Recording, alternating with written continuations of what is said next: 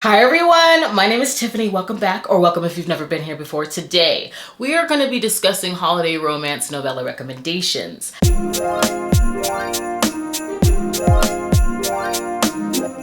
The Novellathon Holiday Edition is fastly approaching. In fact, I think you'll be seeing this the day before. I have the privilege to co-host the Novellathon along with Samantha from Books with Samantha, Rachel from Rachel Reads and Sings, and Ava from Ava's Romance Books. Our holiday edition will be starting on the 15th and it will go to the 17th. I'm so excited. It'll be a quick weekend that we hope you can join. We have some reading sprints, okay, that will be here on this channel on the 15th, which should be tomorrow. Which should be tomorrow on the day of this video going up at 5 p.m. PST. And we will also be having a wrap-up live show on Ava's channel at 4 p.m. Central. There we will be having a giveaway. In order to enter the giveaway, you just have to click on the Google form down below. It's also going to be within a highlight reel on my Instagram, and fill that out so I know where to send Mango and Mistletoe by Adriana Herrera. I got this signed at Book Bonanza for such a time as this. Okay, for such a time as this, we will be giving away this signed paperback along with Amazon gift cards, because that's a way for us to open it up internationally. So I hope you can join us. It shouldn't be difficult. The bingo board that is here does not change. There are only 9 spots. It's only going to be a short weekend. And also at that live show, we will be joined by Kayla Grouse herself, the author of our group book Trick Shot, which is an MMF, I think, airport debacle, possibly hidden identity, and some interesting things with ornaments. I can't wait to read this book and speak with her. I cannot believe that that's even happening. So I really hope you can join us for the live show. Enter in for the giveaway. If you can find a book that's gonna knock out all the prompts that we're gonna go through, try and do it. You know, sometimes only 5 people enter and they all end up winning. I don't know, I can't say that's gonna happen this time. I'm just saying you might wanna enter the giveaway. All you have to do is black out your board, you're gonna post it on Instagram, and you're gonna tag all of the hosts and fill that out, just so we know where to send it to. Now I think it's time to move into the prompts, after which I'm gonna give you some recommendations because I'm very excited. I'm gonna segue and change my battery and we'll be back.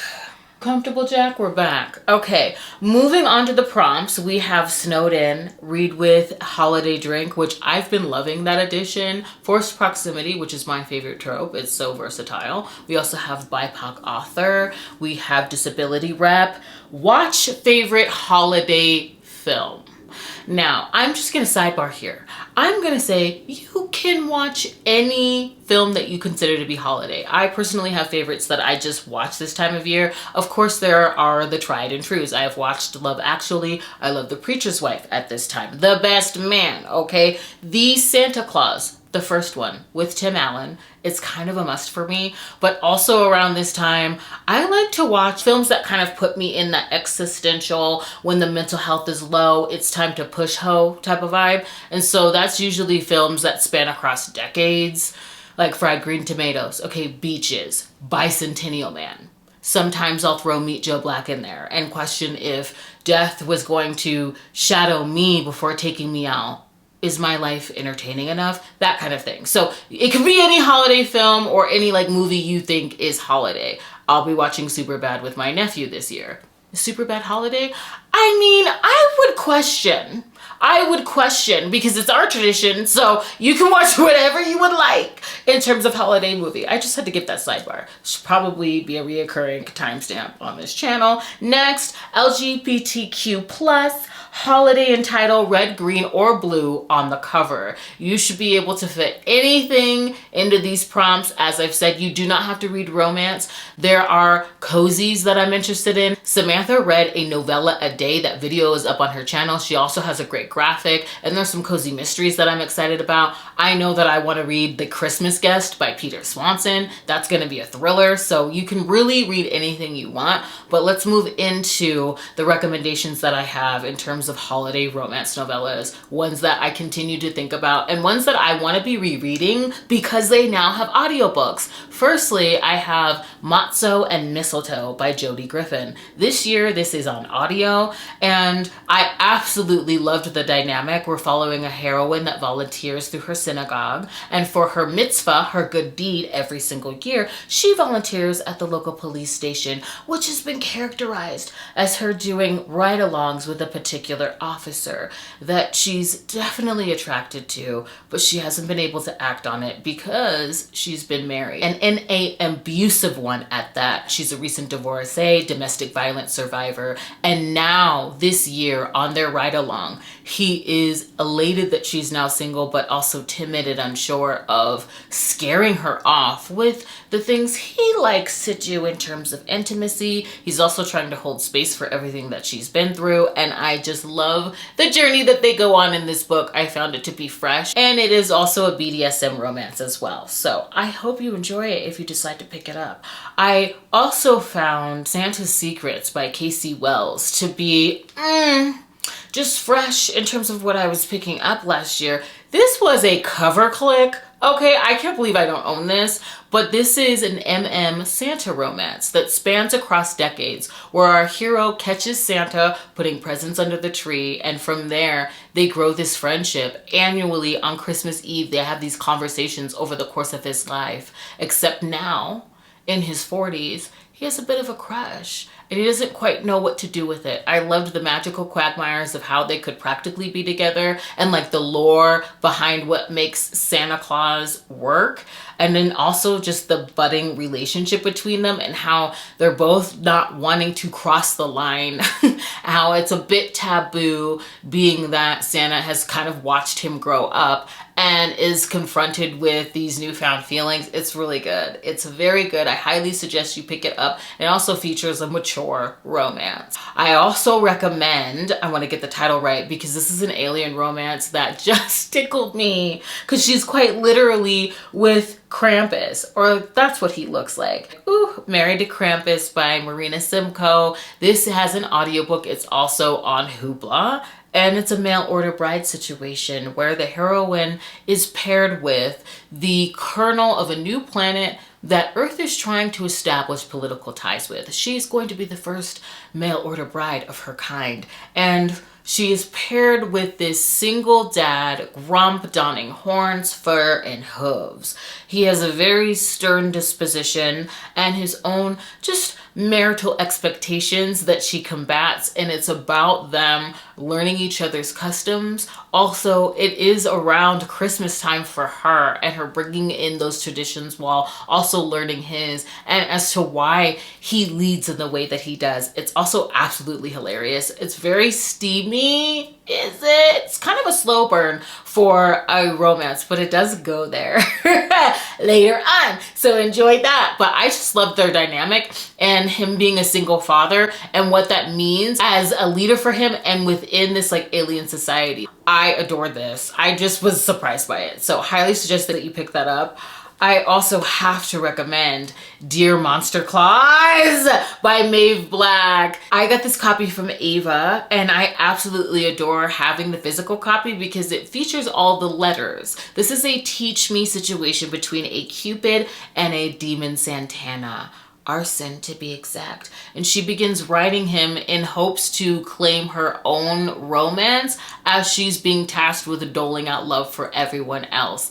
And in exchange, he needs to revamp or really ignite some holiday cheer. The mantle of Santa is one that he does not want to adopt or inherit. And I just love all of the festive moments in this because it's such a cute way for them to come together. She's also a curvy heroine, and she was not expecting all of these letters that she's been sending to be attached to Arson, donning leather and a large wingspan. I absolutely adored this. Oh my gosh. In fact, there's an audiobook as well now, and I do want to do a reread. Oh, I'm trying to see if I can show you one of the letters. It really starts out as a pen pal situation between them, and I cannot get over it. Oh my God, I'm gonna have to do a reread through that audiobook. I cannot wait. Next, I have The Christmas Blanket by Kandi Steiner. This was sent to me by Melissa from Book Bar last year, and it just took me by surprise. It's a second chance romance between two people who were once married, and now that they're snowed in, they're forced to unpack all that went wrong and all that they're gonna need from each other if they choose to go forward. And our hero is angry and he's hurt because our heroine is the one that left to go travel the world and pursue a career that he believes she found more fulfilling than the life that he could give her. It is so good. And I think that the flashbacks in this novella were done really well. So highly suggest The Christmas Blanket, and it also has an audiobook. Continuing on the trend of physical copies that I have from friends, clearly I'm very excited because I'm knocking the table over. Set the Record Straight by Bonam-Young. This is sent to me by Samantha, and I absolutely adored this last year. In fact, I have a reading vlog up on my channel from last year's Vlogmas, and I think Hannah's in the comments. I was floored, but I absolutely adored this. This is a fake dating, friends to lovers sapphic romance between Clara, who needs to impress the gallery owner that aims to showcase her work.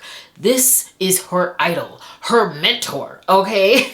This is the woman that she's modeling her photography career after. And said woman just assumes that she's gay, which I absolutely cackled at the conundrum that Clara finds herself in, because this is what happens in heteronormative corporate spaces. Yet here, okay, her being straight ain't gonna do her any favors. So she needs her bestie, Evan, who is definitely out, but bruised. She's going through a public breakup. She's a school teacher, and her ex not only dumped her, she's now with someone new that's on staff. And now they're hosting the holiday Christmas party. So needless to say, she doesn't want to show up to that by herself or not go and deal with all of the questions and all of the opinions centered around what happened. So she needs a date to this party. This is mutually beneficial and illuminating for both of them, and I highly suggest that you pick it up. It also goes into how going home for the holidays isn't always a gleeful experience for everyone, and I loved how that entered the chat when it came to this romance. Highly suggest.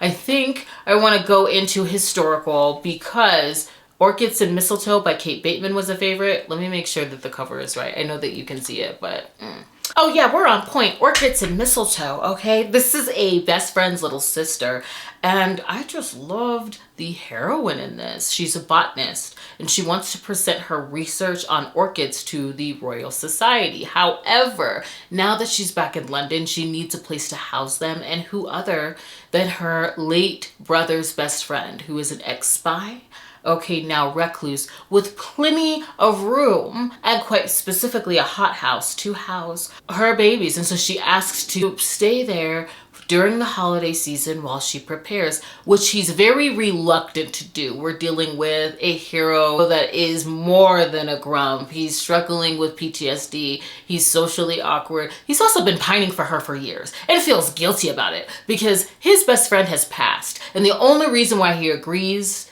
to house her is because it was his best friend's dying wish that he take care of her and not take care of her in the ways that he's imagining. And so I loved this historical romance. I highly suggest that you just get into this series in general. I've really been loving reading them throughout the holidays. And I think I'll wrap up with two recent reads.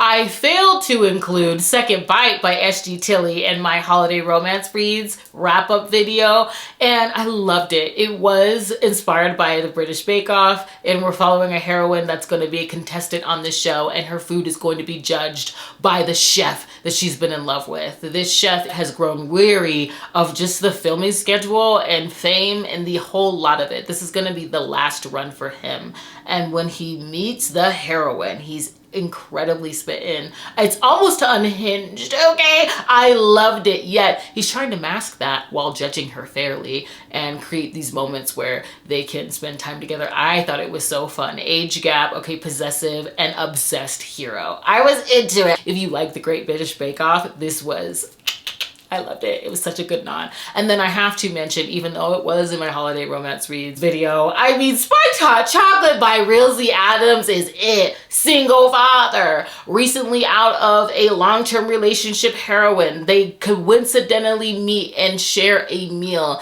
and go about sharing the holidays with one another. I loved how festive this was. I liked their meet cute, because during their meet cute, I love that moment, and I get this moment from Kennedy Ryan, where I love that moment when the hero and the heroine meet and it feels like they cover so much ground in such a short amount of time. It's that whirlwind, the inches and seconds. And I just loved the meet cute in this because it was a little exemplar of that. It was just like ease and comfort between them. I love that in a book. So that's where they start off. It does get very steamy, and he's just an adorable girl dad. The festivities that he had planned for his little one that's no longer there, that extend to our heroine, it was just so much fun. So I highly suggest that you pick up Spiked Hot Chocolate by Rilzy Adams. Get into it. I got this book from Samantha, and I'm so grateful. So I hope you can join us for the Novellathon Holiday Edition around. Tomorrow there'll be reading sprints on this channel.